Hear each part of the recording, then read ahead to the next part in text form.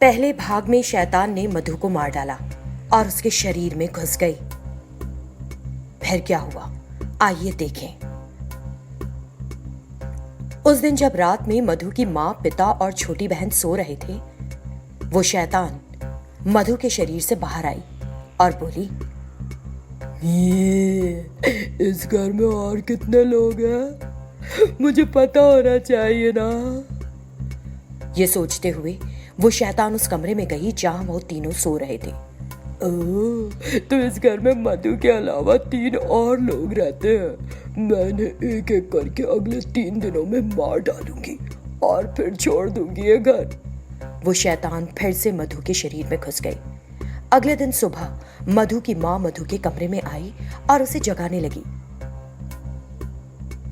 मधु, उठो मेरे बेटे, आज तुम इतनी देर तक क्यों सो रहे हो? उठो, 9 बजने वाला है, देखो। मधु उठ गया और ऊपर देखा। उसका चेहरा नीला पड़ गया था। उसने अपनी मां की तरफ गुस्से में देखा। ये देखकर उसकी मां बोली, मधु, तुम इस तरह से क्यों देख रहे हो मुझे? तुम्हारा चेहरा क्यों नीला पड़ गया है? सुनिए, इधर आइए जल्दी से। इस तरह मधु की मां ने अपने पति को बुलाया। अचानक मधु बिस्तर से उठा और उसका गला जोर के पकड़ लिया। अब क्या हो गया? तू इस तरह क्यों बुला रही है? मैं भूखा हूँ, तुझे मारकर अपनी भूख मिटाऊंगा। तुम्हें क्या हो गया? मधु सुनिए, मुझे छोड़ो मधु। इस तरह वो बहुत जोर जोर से चीखने लगी। मधु की छोटी बहन सीमा वहां आ गई और बोली, अरे भाई, क्या हो गया तुम्हें? ये क्या कर रहे हो? छोड़ दो माँ को। सीमा ने उसे मारना शुरू कर दिया। मधु ने एक ही हाथ से उसे धक्का मारा। धक्का इतनी जोर के पड़ा कि वो उड़ती हुई जाकर दीवार से टकराई और नीचे गिर गई। शैतान मधु के शरीर से बाहर आ गई। उसी पल मधु का शरीर नीचे गिर गया।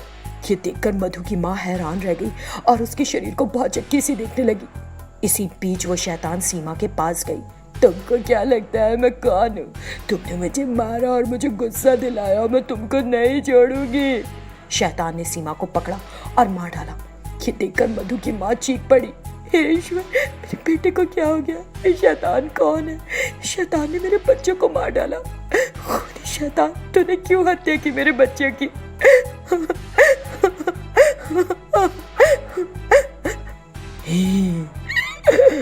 औरत, तू कुछ ज्यादा ही बोल रही है। तुझे भी मार डालना चाहिए मुझे, लेकिन इकट्ठे मारने से मजा जो नहीं आएगा। ये कहकर शैतान ने उसे ऊपर उठा लिया और उसे हवा में झुलाने लगी। इससे मधु की मां ने मदद के लिए पुकारा, बचाओ, कोई मुझे बचाओ। उसकी चीख सुनकर उसके पति ने सोचा, ये क्या हो रहा है? मुझे कुछ अजीब सी आवाजें सुनाई दे रही हैं। मेरी पत्नी मुझे इतनी जोर से बुला रही है और चिल्लाती रही तो मेरे कान फट जाएंगे। रुको, आ रहा हूं, क्या हो गया? जब वो उस कमरे में पहुंचा तो शैतान ने मधु की मां को ऊपर उठाया हुआ था और उसे सता रही थी। ये देखकर वो सदमे में आ गया और बोला, शैतान, शैतान, प्लीज हमें बचाओ, कोई है यहाँ? प्लीज हमें बचाओ, एक शैतान हमारे घर में आ गई है, प्लीज हमें बचाओ। इस तरह वो जोर जोर से चिल्लाया। शैतान ने उसके मुंह में चाकू फंसा दिया, जिससे उसके मौके पर ही मौत हो गई। फिर शैतान ने मधु की मां को हाथों में उठाए उठाए कहा, लो, तुम्हारा पति और बच्चे तो गए काम से, अब तुम जिंदा रहकर क्या करोगी? तो तुम्हें भी मार कर उन्हीं के पास भेज देती हूँ। और मैंने बड़ी बड़ी गलती कर दी। मैंने इन लोगों को एक एक करके खाना था और मधु को सबसे आखिर में, लेकिन मेरे पूरे प्लान पर पानी फिर गया।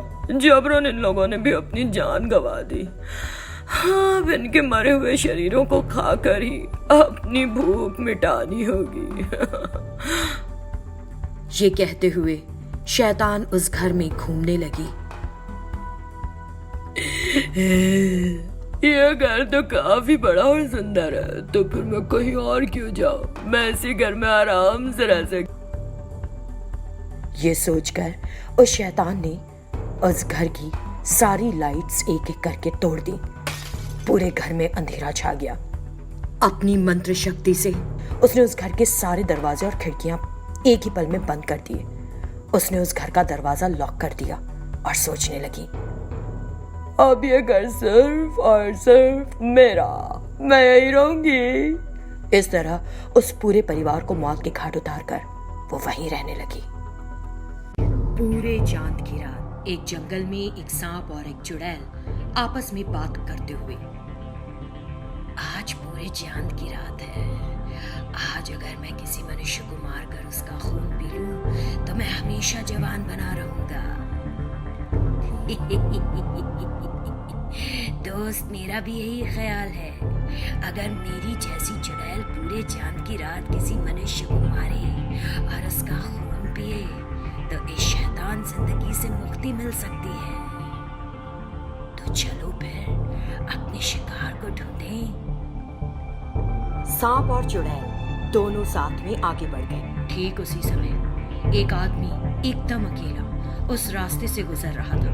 उसे देखकर दोनों को लगा, मुंह मांगी मुराद पूरी हुई, समय बर्बाद नहीं करना चाहिए, हम उसे मारकर उसका खून पी सकते हैं। बिल्कुल ठीक मेरे दोस्त, वो हमें देखते ही भाग ना जाए, इसलिए मैं खुद को एक औरत में बदल लेती हूँ और उस आदमी के पास जाती हूँ, फिर मैं उसे बातों में लगाकर मार डालूंगी। एकदम दुरुस्त बात कही। चुड़ैल एक औरत में बदल गई और चीखने लगी, मुझे बचाओ, क्या वहाँ कोई है, मुझे बचाओ। इस तरह औरत के रूप में चुड़ैल उस आदमी की तरफ आई। क्या हुआ, ऐसे घबराई हुई क्यों भाग रही हो? एक बड़ा सांप मेरा पीछा कर रहा है, आपको कुछ करके मुझे बचाना होगा। डरो मत, तुम्हारे पीछे कोई सांप नहीं है। ये बताओ, यहाँ अकेली क्या कर रही हो? तब औरत के भेष में चुड़ैल बोली, मैं अपनी सहेलियों के साथ इस जंगल में पिकनिक मनाने आई थी। पता नहीं कैसे मैं उनसे अलग हो गई, अकेले घबरा गई और रास्ता भटक गई। मुझे आसपास के इलाके का कुछ पता भी नहीं है। अब आप मिल गए हैं तो मुझे डर नहीं लग रहा, ईश्वर ने आपसे मिला दिया। ओह, ऐसा क्या? परेशान मत हो, मैं तुम्हारे साथ हूं। तभी अचानक वो सांप उनके पास आया और जोर से फुफकारा।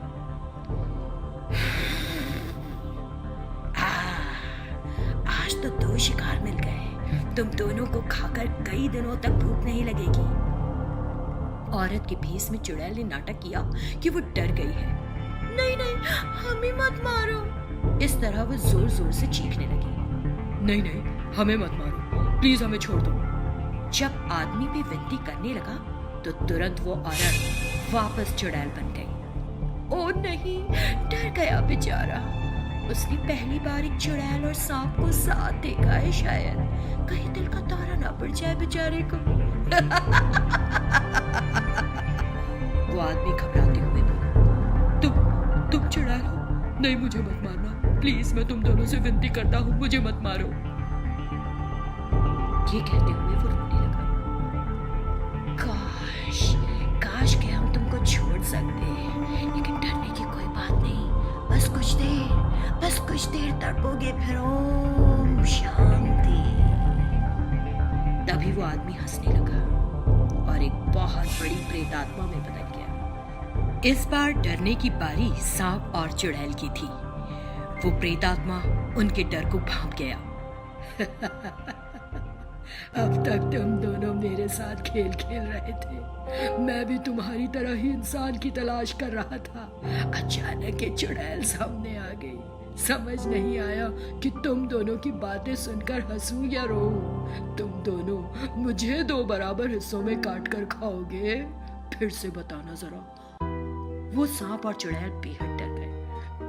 नहीं, हम ऐसा नहीं करेंगे, हम तो तुमको एक साधारण इंसान समझे थे, इसलिए बकवास करने लगे। दोनों उस प्रेतात्मा के सामने गिड़गिड़ाने लगे। समझदार हो, बहुत बढ़िया, तो अब मेरी बारी है, मैं तुम दोनों को खाकर अपनी भूख मिटाऊंगा।